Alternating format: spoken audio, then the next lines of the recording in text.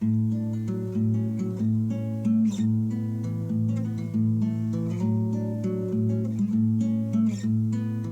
everybody, welcome back to Conscientious Omnivore.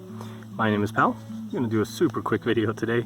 Just wanted to show you guys this awesome little walnut tree that I found in our mulch bed. I had pretty much kind of let the things get really overgrown, and there were a bunch of weeds in there, so I just spent a bunch of time weeding and cleaning up the garden bed, prepping it for the planting of tomatoes and peppers and whatnot.